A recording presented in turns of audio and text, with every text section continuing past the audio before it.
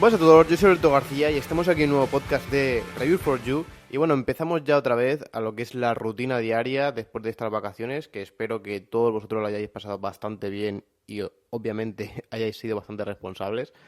Aquí, por ejemplo, en mi zona aún nos han penalizado más, o sea, la verdad es que hemos cogido creo que máximos históricos en cuanto a nuevos infectados de COVID y bueno, pues era algo totalmente lógico que encima pues esperaba que con estas vacaciones pues la gente pues no fuese todo lo responsable que se tendría que ser y al fin y al cabo pues tendría que pasar esto, que tuviésemos más restricciones para evitar todo el contagio posible. Es una cosa que obviamente me jode tener más restricciones porque ya nosotros aquí, sobre todo yo tengo la suerte de no tener ningún familiar que tenga un restaurante, pero claro, la gente que tenga un restaurante que te cierren a las 5 de la tarde es una putada bastante grande. Después que también te limiten el aforo, creo que era 30%, y que, bueno, cada persona ya tiene que estar a las 10 de su casa, o sea, a las 10 de la noche en su casa, y, bueno, y después no te puedes juntar para cenar con más de, o sea, ser cuatro más personas. Bueno, cenar no, será comer, porque si cierran a las 5 de la tarde tampoco puedes hacer gran cosa. Y en casas hasta seis personas. Bueno, lo de las casas, ya se ha visto en estas navidades, es muy difícil de controlar, obviamente. O sea, no va a ir la policía casa por casa verificándolo. Yo creo que queda un poco más a que la gente sea consciente, que sea responsable, cosa que ya se ha visto que la gran mayoría no lo es. Y bueno, pues cada uno que haga al fin y al cabo lo que quiera. O sea, es que a mí me hace gracia porque hay mucha gente que se piensa que esto es una cosa que te pone el Estado, que te jode y se lo toman a mal. Y es que al fin y al cabo es una cosa que es por tu bien, o sea, por tu bien y por los de tu alrededor. O sea, yo siempre lo he pensado, yo lo que siempre el pensamiento tengo en mi cabeza es que por lo que sea, yo coja el COVID, sea asintomático y se lo pueda pegar, por ejemplo, a mis abuelos, ¿no? Y claro, pues meterlos en un grave problema por eso. Que dice, a ver, poder pasar puede pasar, sí, pero es que si encima eres un irresponsable y no pones todos los medios posibles para intentar evitarlo en la medida de lo posible, pues claro, la conciencia no se te va a quedar nunca tranquila y siempre vas a tener ese remordimiento ahí, ¿no?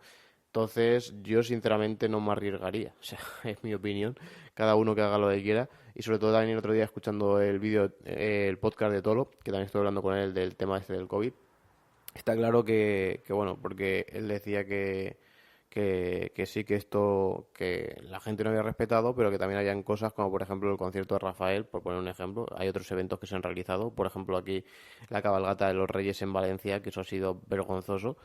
Y yo entiendo que hay veces que dices, hostia, es que claro, si no, si quitamos todos los eventos, al fin y al cabo los eventos no solamente es porque la gente asista, no, es porque hay muchas familias que viven de eso. O sea, yo tengo amigos que, por ejemplo, sus padres son porteros y están sin cobrar nada porque encima de los ERTES no lo están cobrando. Y claro, también tienes que pensar un poco en ese tipo de familias, ¿no? Entonces yo llego a entender que se intente hacer algo. Lo que pasa que, claro, primero que para mí debería ser de cada uno, porque yo sinceramente, como pues, si fuese un padre responsable, no metería a mi hijo entre toda esa muchedumbre de personas, ¿no? O sea, viendo esa cantidad de personas con la probabilidad de que coja mi hijo el COVID, pues sinceramente no lo metería. Pero parece que ese sentido común que todos hablamos y que parece que, bueno, pues sí, o sea, es que tiene todo el sentido que nadie va a hacer esto. Pues sí, ese sentido común no se comparte en todas las personas y ya se ha visto donde en la cabalgata de los Reyes de Valencia pues metían los padres a sus hijos ahí en medio y no sé, a mí la verdad es que luces -15. Entonces, pues al fin y al cabo hay que tomar muchas decisiones y yo creo que entre eso y lo otro, pues al fin y al cabo pues tendrás que hacer otro tipo de cosas, como a lo mejor yo que sé, un evento online, y que sea todo absolutamente online, hasta los Reyes Magos que lo tengan que ver por la televisión. ¿Es un poco putada? Sí, pero al fin y al cabo hay que adaptarse a las circunstancias y a mí lo que más me jode es eso. O sea, al fin y al cabo yo la suerte que tengo que a nivel laboral no me ha afectado, pero que entiendo que hay gente que esos sectores le afecte directamente y sea una putada muy, muy, muy, muy, muy grande y por eso llego a comprender que a lo mejor un gobierno o un ayuntamiento no quiera suprimir, porque para ellos lo más fácil sería, oye, COVID, suprimimos los reyes y a tomar por culo. Pero claro, al fin y al cabo te estás cargando esa parte de la población y todo lo que va ligado ahí, ¿no? No sé, es muy complicado. Yo cuando la gente habla de política así tan fácil, a mí me parece muy complicado llegar a estudiar todas esas variables y estudiar cuál es la más mejor, porque no hay ninguna buena o mala, sino es más mala o más buena, ¿no? A mí me parece bastante complicado el tema de estar ahí gobernando y obviamente hagas lo que hagas te van a dar hostias como panes por todos los sitios. Eso ahí tienes que tenerlo clarísimo. O sea, bueno, no solo gobernar, sino cualquier puesto que tengas que tomar decisiones, por eso mismo se pagan más esos puestos que otros puestos, ¿no? Porque tienes que tomar decisiones y al fin y al cabo pues tienes más responsabilidades y eso son cosas que al fin y al cabo se pagan, ¿no? Así que nada, yo solo espero que creo que lo más fácil para todos sería que todo el mundo tenga ese sentido común, que pensemos no solamente nosotros, ya que si no piensas en ti dices, bueno, cada uno consigo mismo que haga lo que quiera, pero que piense en su alrededor, o sea, en tus hijos, en tus padres, en tus abuelos, en tus amigos, o sea, toda esa gente que dices, a ver, la probabilidad de cogerlo puede estar, o sea, puedes pasarte por la calle, tocar un banco y casualidad de la vida que, yo que sé, tenga ahí, yo que sé, alguien ahí estornudado. Dices, bueno, la posibilidad está muy remota, pero está. Pero claro, si tú no tomas medidas y aumentas esas posibilidades, pues claro, eso es una cosa que ya te lo digo, ¿eh? Yo, sinceramente, no me gustaría estar en el punto donde pase algo y me vea yo marcado para toda mi vida por ser un irresponsable. O sea, yo es mi opinión. Y bueno, ahora sí vamos un poco con lo que son las noticias. Ayer subí un vídeo a YouTube donde explico el problema de los AirPods Pro, digo AirPods Pro, en el vídeo también dije AirPods Pro en un trozo, AirPods Max, perdón, o sea, estos auriculares de más de 600 euros de Apple, donde pues están teniendo problemas de condensación, o sea que se está produciendo agua en su interior. Y bueno, pues ahí explico el por qué se llega a generar y en qué caso se puede generar y cómo Apple lo pudo llegar a evitar y cómo tú, como usuario, lo puedes llegar a evitar.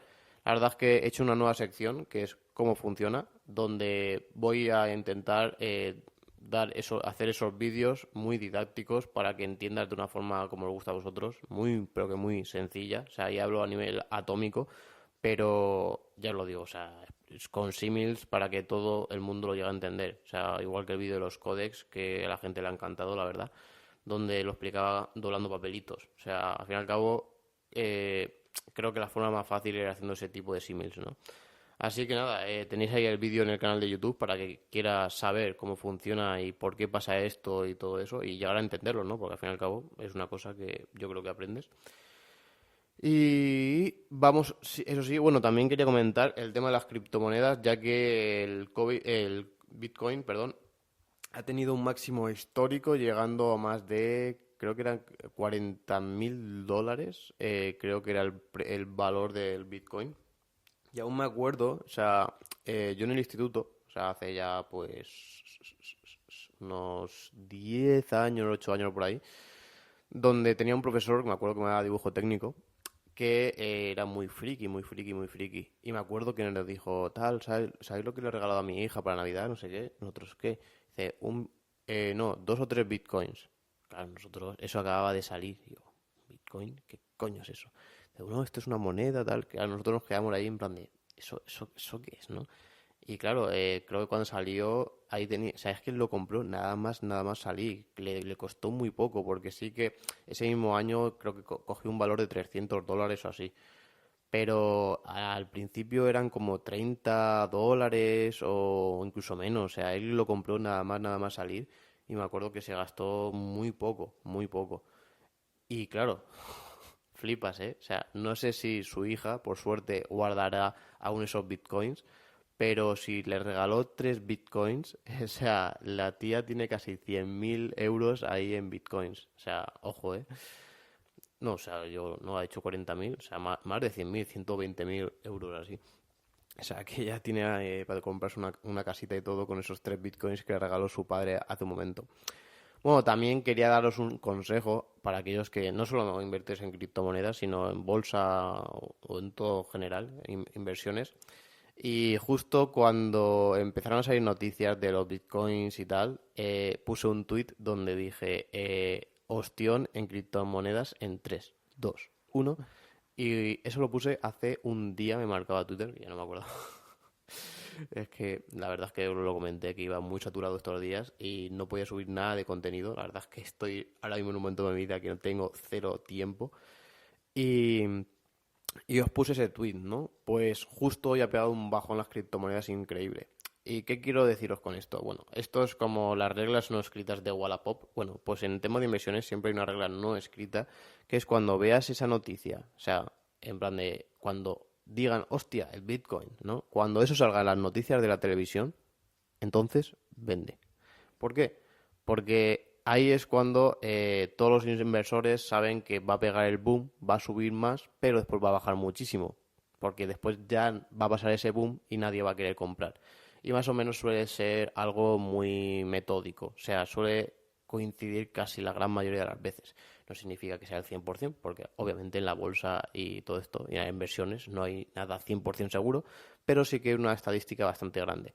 O sea, que cuando tú veas en tu televisión o que gente de tu alrededor que no tiene ni puñetera idea ni de bolsa, ni de criptomonedas, o lo que sea, te diga, oye, eso del Bitcoin, ¿cómo funciona? Entonces ya alértate y vale, empiezo a vender porque tarde o temprano va a pegar el capuzón en todo esto. Así que es un consejo que ya también os suelo dar desde aquí para aquellos que invirtáis no solo en criptomonedas pues ha sido por el tema de la noticia, pero también en bolsa. O sea, cuando, por ejemplo, el petróleo cayó tanto, cuando la gente dijo, oye, porque ha caído un montón el petróleo, entonces cuando empieza a subir. Y cuando empieza, hostia, hostia, está subiendo, entonces ya vende, porque sabes que va a volver a bajar. Más o menos tienes que ir como al contrario de esa sociedad que comentamos aquí, que suele ser el 99% de las personas, pues tienes que ir al contrario de ellos, ¿no? Cuando escuches hablar, vende. Es un poco complejo de entender, pero suele ser más o menos así. Y bueno, ahora sí vamos un poco con lo que son las noticias. El otro día pasé unas fotos, como siempre os digo, me podéis seguir en Instagram como @ready4you, porque ahí tenéis todas las fotos de todo lo que comparto, de todas las filtraciones, con todas las noticias. O sea, que ves la foto y justo en toda suscripción tienes el párrafo donde se comenta todo. O sea, que vas a tener como tu blog de noticias en Instagram. Pues bueno, se filtraron los Samsung Galaxy Smart Tag, que son esa competencia que quiere hacer con los Apple AirTags. Y alguno de vosotros me comentó que cuál era su funcionamiento, si era como los de Apple, si eran como los que habían actualmente por ahí, o cómo funcionaba, ¿no? Y yo que os comenté que yo intuyo, porque obviamente aquí se ha filtrado lo que es el diseño, porque claro, pero no la funcionalidad en sí. Yo intuyo que será un poco más tipo Apple. ¿Por qué? Porque lo bueno de del pensamiento de los AirTags es que se va a embeber ese código, o sea, el código de los AirTags, esa compatibilidad con los iPhones, se va a embeber en el propio sistema operativo. O sea, no hace falta que te tengas que tener una aplicación, porque tú piensas que esos son variables que se tienen que cumplir, ¿no? Y obviamente cuanto más variables se tengan que cumplir, menos probabilidad de que funcione. ¿A qué me refiero con esto? Pues que si tú tienes que tener, para que funcionen los AirTags bien, una persona que tenga un iPhone, primera variable, que esté actualizada a X versión, segunda variable, que descargue la aplicación, tercera variable, bueno, que la conozca y que la descargue, ahí podríamos meter hasta dos. O sea, claro, para que se cumplan todas esas variables es muy jodido. Mientras que si Apple lo que hace es que lo embebe, cuando se dice embeber es que lo mete dentro del sistema operativo, ahí no tiene nada que hacer o sea, el usuario, ¿no? O sea, eso se embebe, se activa y empieza a funcionar. ¿Cómo funciona esto? Bueno, ya sabéis que Apple no apaga definitivamente ni el Wi-Fi ni el Bluetooth.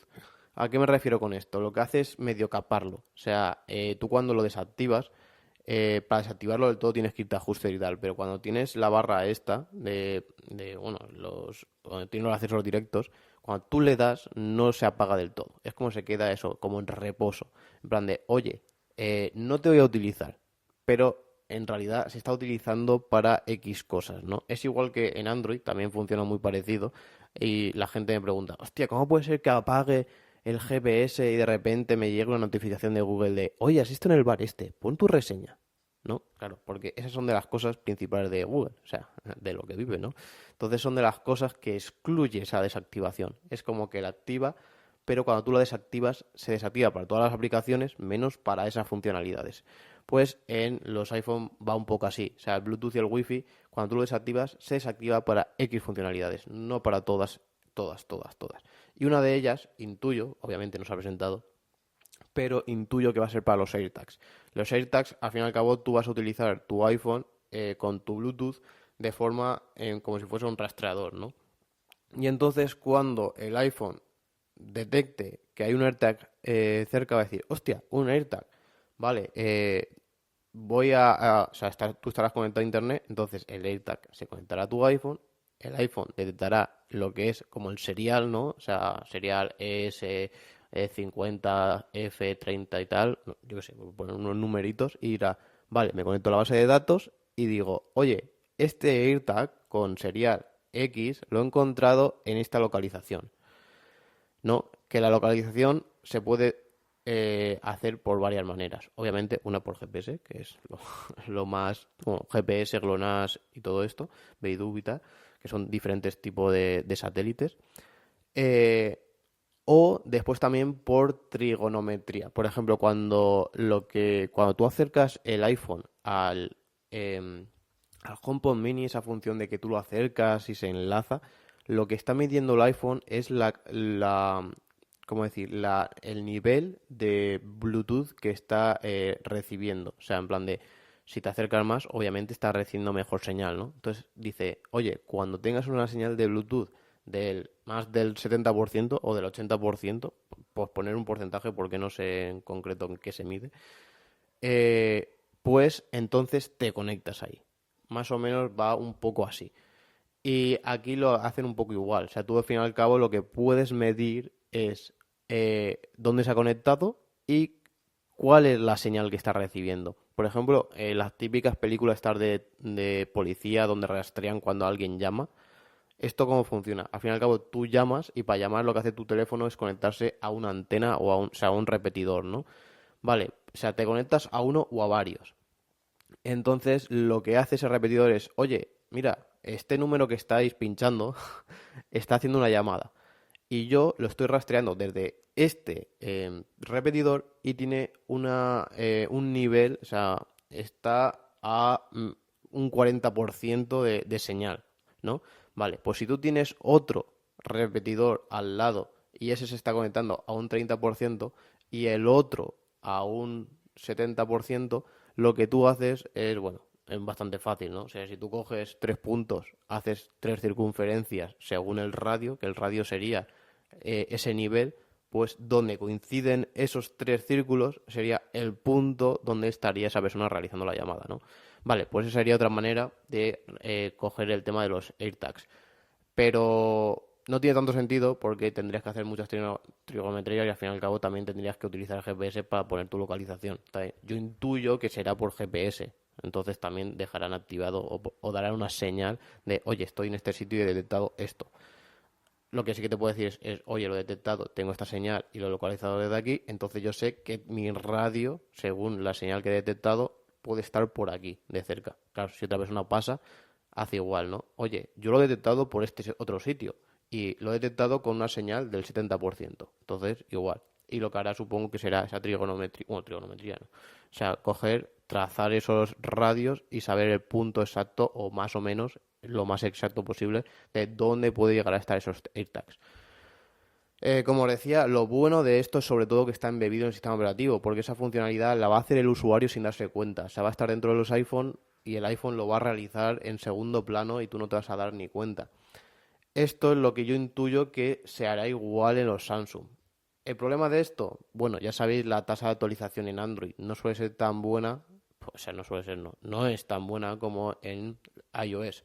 O sea, iOS a lo mejor tiene un 80% o un 90% de la última versión, mientras que Android a lo mejor se queda en un 30 o en un 40. Obviamente es comprensible, ¿no? Pero para que sepáis ¿Qué pasa con esto? Pues que no sé si Samsung cogerá y hará una mini actualización para todos sus dispositivos para meterlo ahí, o cómo lo harán, porque si tiene que ser con aplicación, a mí me parece que no va a funcionar realmente bien, porque claro, yo si tengo un Samsung y no tengo esta Smart Tag, ¿para qué coño me voy a descargar la aplicación? ¿Para rastrearle los de los otros sitios, los de otros usuarios? Pues seguramente no. O sea, la gran mayoría no lo va a hacer. Si solo se ha visto con Radar COVID, que era una cosa totalmente necesaria, que a todo el mundo no iba a beneficiar, y ha sido un fracaso. O sea, la gente no la ha descargado. Y yo a mi alrededor igual, he dado por culo ahí para que se la descargue y no se la ha descargado. O sea, imaginaros una aplicación de estas. O sea, sería imposible. Así que este más o menos sería el funcionamiento que yo intuyo que puede llegar a meter Samsung y Apple en sus dispositivos según las tecnologías que se suelen llegar a utilizar y cómo se llegan a localizar. Entonces, yo espero que Samsung también lo haga así, lo meta dentro de su sistema operativo, lo embeba y para aquellos que no se hayan actualizado, pues saquen esa mini actualización solamente para darle esa característica. Si no, veo que no va a triunfar mucho. Yo lo veo interesante, la verdad es que sí, la verdad es que lo veo bastante interesante el tema de los AirTags, lo que pasa es que no voy a ver interesante cuando salga el precio, porque conociendo a Apple va a pegar un sablazo, porque en cuanto son accesorios de estos, pegan sablazos bastante importantes.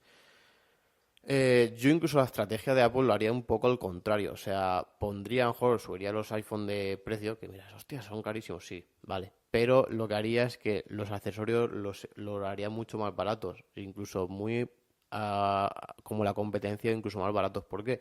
Porque tú una vez que te hagas con todos esos accesorios, son cosas como que te obligan a quedarte en este ecosistema y no a irte de Apple, porque si no vas a tener que cambiar todo, o sea, Apple Watch, Mac, iPad, todo eso que... Entonces, yo lo haría un poco así. Y los AirTags, yo sinceramente lo haría bastante baratos. Pero lo dudo, o sea, lo dudo. Yo creo que mínimo 70-80 € por AirTag puede ser que te cueste. Veremos a ver, pero sí que lo veo bastante interesante. Por ejemplo, típica mochila, típico coche. O sea, es que tú imagínate un AirTag con lo pequeñito que es, que lo guardes por dentro de tu coche. O sea, bueno, a ver si tienes Tesla y todo eso y tiene localización en el propio coche, eso es otra historia. Pero creo que la gran mayoría no tenemos esa suerte. Entonces sí que puedes meter tu AirTag por ahí, por dentro del coche, a saber dónde. Y pues, si alguna vez te lo roban, o incluso si pierdes el coche, pues no sabes dónde lo has guardado, pues también te puede pasar un poco eso, ¿no? Así que también estaría bastante bien. Bueno, vamos también a otra noticia y es que Twitter ha adquirido Breaker, que es una de las plataformas más populares en cuanto al podcasting. Yo sinceramente no la conocía y parece que sí que era súper popular, a lo mejor era popular en Estados Unidos. Y la verdad es que, bueno, estamos viendo que en el podcasting, por suerte también, cada vez tiene más éxito.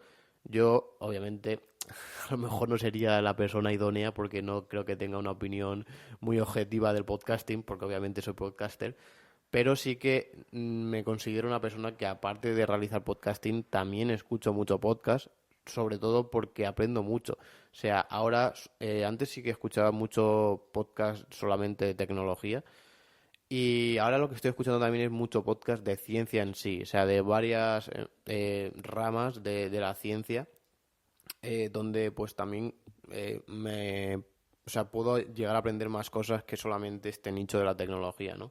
Así que Twitter parece que lo quiere meter o hacer una funcionalidad como la que tenemos ahora mismo en Telegram, que son esos chats de voz donde pues tú puedes entrar y hablar como si fuese una llamada entre un grupo y parece que va a ir un poco por ahí.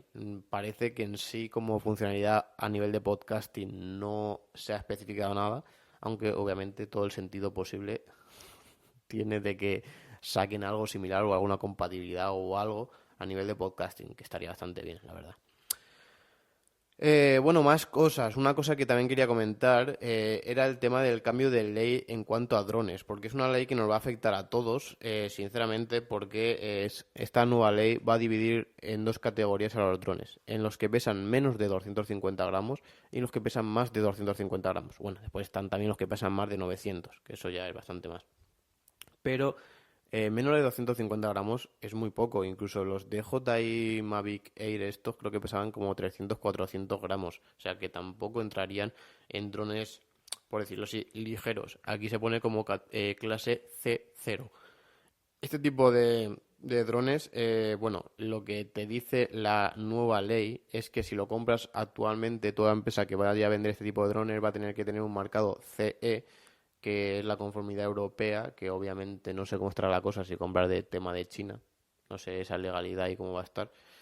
Y donde va a tener que especificar que es un producto, o sea, un dron que pesa menos de 250 gramos, para que en esos papeles a ti te sirva también para después, si te paran, por lo que sea, decirle, oye, mira, es que mi dron tiene estas especificaciones y cuenta con menos de 250 gramos, ¿no? Vale, pues estos drones van a seguir un poco la normativa que tenían antes. El tema de los 120 metros, que siempre lo tengas a la vista, no poder volar cerca de aeropuertos. eh, y bueno, infraestructuras o poblados y cosas así, ¿no? Más o menos todo lo que teníamos antes. La novedad es aquellos que pesan más de 250, ya os digo, ¿eh? Yo tengo un DJI Mavic Pro y pesa más, o sea, creo que pesa como 500 y pico, o sea, más del doble.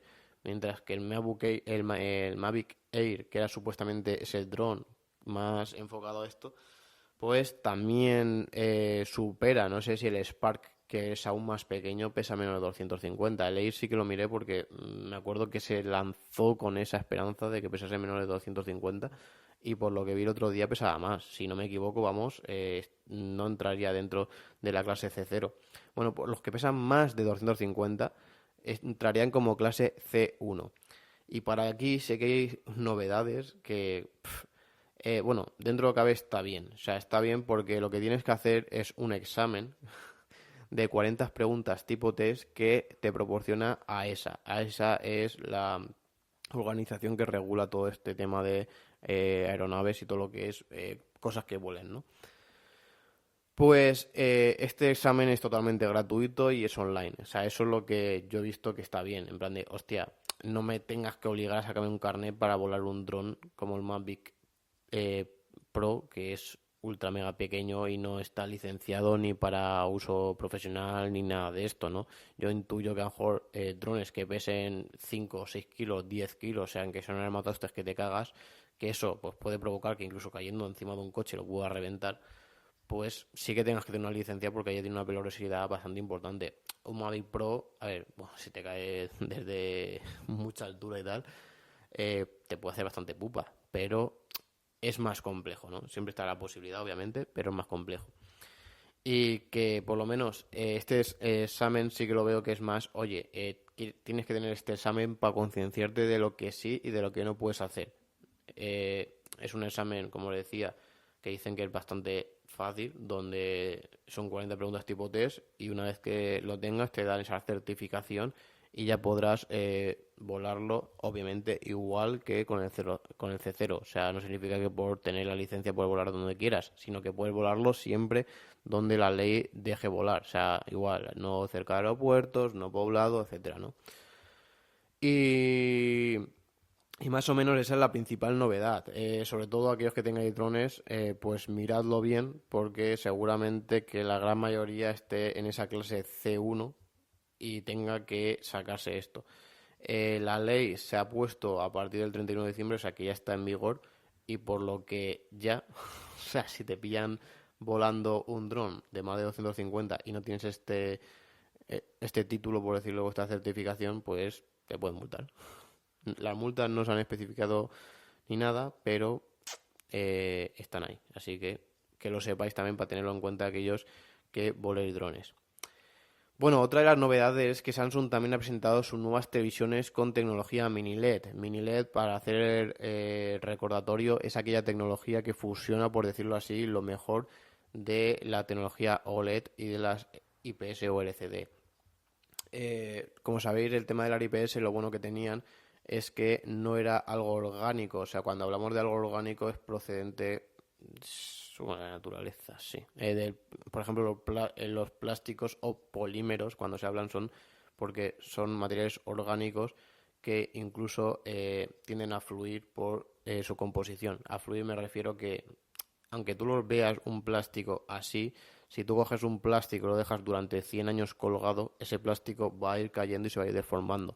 Esto ha dado lugar a muchas catástrofes. Me acuerdo aquí en España, unos cines que se cayó todo el techo porque el cómo se llegó a clavar el techo era con plástico. ¿Qué pasa? Pues que sí, a día de hoy tú lo pones y va de puta madre, pero cuando pasen a lo mejor 40 o 50 años en ese cine, eso, como decía, va a ir fluyendo. ¿Qué pasa si va a ir fluyendo? Que se va a hacer más largo ese, ¿cómo decir así? Ese tornillo, por decirlo de alguna manera, ¿no? Pues, ¿qué pasa si se hace más largo? Pues que la sección, o sea, lo que es el grueso, será más fino, ¿no? Porque al fin y al cabo está estirándose. Tú coges algo y lo estiras y la sección se hace más fina. Pues, ¿qué pasa? Que al hacerse más fino, pues aguanta menos peso hasta que cayó todo el techo, ¿no? Pues bueno, esto también lo comento para que también sepáis cómo funcionan los polímeros. Y el material orgánico también, o sea, bueno, en este caso el plástico o los polímeros es lo que forman los paneles o las matrices OLED, o sea, lo que guarda o lo que mantiene los LEDs. ¿Qué pasa? Pues que los LEDs al fin y al cabo emiten lúmenes, o sea, lo que es luz, que se mide en lúmenes y que es energía que está radiando. Esa energía pues también obviamente sobrecalienta y al estar tan pegados uno al lado de otro y todo en funcionamiento, pues calienta mucho. ¿Qué pasa con esto? Pues que los OLED, lo malo que tienen es que tienen un brillo limitado. O sea, tú no puedes subir el brillo que te dé la gana porque vas a quemar la pantalla. Y aquí seguramente que habéis visto un montón de ejemplos. Ahora no tantos, porque sí que se ha pulido bastante eso, incluso ya a nivel de software ya está muy capado de, oye, no puedes tener más de este tiempo este brillo, o no puedes llegar a más de este brillo, etcétera, ¿no? Incluso hay mucha gente que se ha comprado, sobre todo monitores, creo que para mí es... Yo no me, sí que un monitor no me compraría OLED porque sí que son cosas que van a estar estáticamente ahí sin moverse esa imagen durante mucho tiempo y tiene mucha más probabilidad de quemarse. Y entonces, pues ese modo de sobreguardar ese riesgo es bajando mucho el brillo. Entonces, pues te encuentras con un panel OLED que sí que se ve muy bien, pero después te va a bajar el brillo y no se va a ver. Esa es la putada, ¿no? Y bueno, lo bueno del mini LED es que cambia esa rejilla, por decirlo así, que mantiene los LEDs y no la hace así. La hace, no sé si era metálica, no lo sé, no sé la composición en sí que se utiliza en el mini LED, pero ya no es orgánica. Por lo tanto, no tendrías ese tipo de problemas de quemado de la pantalla. Esto obviamente creo que es lo más parecido a la perfección que vamos a tener. No sé, o sea, obviamente hasta que no vean nuevas tecnologías, después a lo mejor sacan algunas que te dan un valor añadido que obviamente pues te renta, ¿no? Y, y es mejor, ¿no?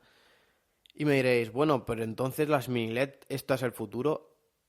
Pues yo te diría que es el futuro en las televisiones, pero no en todos los campos. ¿Por qué? Pues porque, por ejemplo, al fin y al cabo, lo bueno que tienen las OLEDs es el tema de doblarse por tener esa versatilidad de los plásticos, ¿no? De ser elásticos.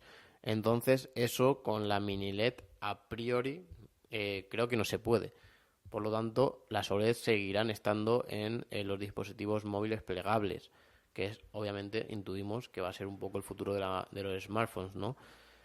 No sé tampoco si se va a poder llegar a doblar, o sea, el que tú puedas cogerlo y aunque no sea algo constante, o sea, me refiero, tú tener un panel curvo, intuyo que sí que se puede, ¿no? O sea, de tú reproducirlo directamente así, porque bueno, hay televisiones curvas IPS, entonces intuyo que el mini LED también se puede hacer. O sea, creo que la única diferencia va a ser en aquellas cosas o que necesiten a lo mejor un radio de curvatura muy grande, por ejemplo las pantallas de los iPhone al final, que también sabéis que tiene esa doblez para guardar bajo los conectores. Y a lo mejor, y después seguro el tema de los smartphones plegables, que dudo que tengan mini LED. Todo esto son conjeturas, obviamente no lo sé, pero más o menos por las típicas especificaciones que tiene va a estar por ahí. Bueno, pues Samsung sobre todo ha sacado televisiones tanto en 4K como en 8K, sobre todo en comparación, o sea, diferenciando un poco el tamaño, o sea, 8K en tuyo que serán para las más grandes. Y la verdad que cuando hice este podcast de mi divertida aventura en MediaMarkt, cuando estuve viendo televisiones vi televisiones ya realmente grandes, o sea, de 80 y pico pulgadas, pero bastantes, o sea, lo vi bastante normalizado. Yo me acuerdo cuando me compré mi LG OLED, es de 55 pulgadas, y ya dije, hostia puta, que esto es una pasada, qué grande, no sé qué, no sé cuánto. Y ahora es como, se me queda hasta pequeña, o sea, al ver este tipo de televisiones, ¿no? Y es que, a lo mejor las 80 no, pero las de 65 están súper estandarizadas, o sea, es como lo normal. Y claro, yo, gente, como decía, ese 90% que siempre hablamos, no tan especializada en tecnología, pues siempre tienen lo que es el pensamiento este de antaño, decir, hostia, es que una televisión tan grande se ve mal, porque antes lo que hacían es que mantenían la resolución y hacían un formato muy grande. Tú imagínate una resolución 720, por decir algo, porque me acuerdo del HD Reader este que no llegaba ni a 720, pues escalarlo a 50 pulgadas. Claro, los píxeles eran casi de 1 centímetro cuadrado, o sea, era una burrada los píxeles esos. Sí, pues si te las ponías delante una televisión grande, pues se veía realmente mal, ¿no? Esto obviamente no pasa con este tipo de teles, porque al fin y al cabo tenemos una densidad de píxeles mucho más grande. Y incluso yo, por ejemplo, mi televisión, la 4K de 55 pulgadas, me acerco y, o sea, me acerco en plan poniendo el ojo pegado al panel y veo el píxel, pero me cuesta, ¿no? Pues imaginaros a una distancia de 2-3 metros, pues es inapreciable. Por incluso tú llegas a ahora a 65 4K y se sigue viendo de puta madre. Incluso creo que hay gente, el otro día un familiar mío tenía una Full HD, no, era 4K, era 4K. Era 4K de 65 y se veía de puta madre, sí. Y obviamente, pues ya si a lo mejor te quiere una de 80, que suelen estar en 4K, a lo mejor ahora también están metiendo el tema del 8K. Bueno, el 8K, mucha gente me dice, pero eso sirve a día de hoy. Bueno, pues eso al fin y al cabo es la misma transición que tuvimos con el 4K. O sea, primero va a haber un rescalado, o sea, porque no hay contenido o hay muy poco contenido en 8K, incluso en 4K hay muy poco contenido. Y entonces lo que habrán es rescalado. Lo bueno de ahora es que tenemos tecnologías como inteligencia artificial, las cuales pues ya habéis visto, por ejemplo, en el DLSS del tema de Nvidia con los videojuegos, ¿no? Que hace un rescalado que se ve incluso mejor que la imagen nativa. O sea, si todo este tipo de inteligencia artificial lo implementan, que según Samsung tiene inteligencia artificial, lo que pasa es que no especifican qué rango se llega a comportar, bueno, sí que lo especifica, perdón. Sí que comenta que va a ser también para el rescalado 8K. O sea, intuyo que también va a ser un poco así, tipo del SS. Y yo creo que es incluso una mejor opción que el tema a lo mejor de coger y meter un contenido 8K nativo. ¿Por qué? No solamente porque a lo mejor nos cueste encontrarlo, que también, sino por el tema de la infraestructura que vamos a tener que tener a nivel de conectividad. O sea, vamos a tener que tener una fibra bastante buena y bastante estable y que nuestro televisor también tenga un Ethernet o un Wi-Fi bastante potente para poder llegar a aguantar esas transferencias por segundo, ¿no? Entonces, sí que es más probable que a lo mejor te coja, te cargue un archivo en 4K y te lo esté rescalando mediante inteligencia artificial a 8K. Eso es más probable que llegue a pasar. E incluso yo creo que el DLSS, cuando yo lo vi funcionar en Nvidia, dije, bueno, esto es el futuro. O sea, que te cojas un archivo Full HD, lo metas en 4K u 8K y se vea, pues, de puta madre. O sea, no sepas la diferencia, incluso que se vea mejor, es como, vale, ya me has convencido. O sea, creo que esto es el futuro, no saturar la red y se ve igual de bien, ¿no? Así que yo creo que tirarán un poco también por ahí. Bueno, la tecnología en sí, ya sabéis que está la tecnología que es Minilet y después el nombre comercial que implementa cada marca. En este caso va a ser Neo QLED, que ya sabéis que el QLED es un IPS, lo que pasa que está mejorado en los brillos mínimos y también en el panel trasero para que los negros sean un poco más reales. No llega al punto de un OLED, obviamente, porque ahí se va completamente LED, pero está bastante bien conseguido. El QLED lo bueno que tenía que al ser IPS no se llegaba a quemar y gente, por ejemplo, que daba muchas gañas al televisor por ejemplo, en tema gaming o así, preferían eso, o por ejemplo también en cuanto a monitores también, ¿no? Así que, pues bueno, pinta bastante bien. Encima estas televisiones vienen hasta 4K y 120 Hz, o sea, muy pensadas creo que para el tema de los videojuegos, no solamente para las nuevas consolas, que sí, que creo que es el principal uso que le van a mirar por esto del 4K 120 Hz, pero también por el tema yo creo que espero que se vayan a implementar cosas como Stadia o GeForce Now o todo esto en las televisiones. O sea, que tú puedas conectar directamente tu mando a la televisión y puedas jugar ahí. No dependas de hardware externo. Para eso es una pena, siendo Smart TVs que ya cuentan con aplicaciones, pues que también puedan llegar a tener esas aplicaciones de forma no nativa, sino en el propio sistema operativo sin tener que necesitar pues, de un Fire TV ni nada por el estilo, ¿no? O sea, estaría bastante bien, ¿no? Implementar ahí esa consola. Y después también será compatible con FreeSync Premium Pro, que ya sabéis que FreeSync es la tecnología que lo que hace es que te sincroniza el fotograma con la, el refresco de la pantalla. O sea, ya sabéis que el fotograma pues es una foto. Si son 60 FPS, son 60 fotografías que se sacan en un segundo.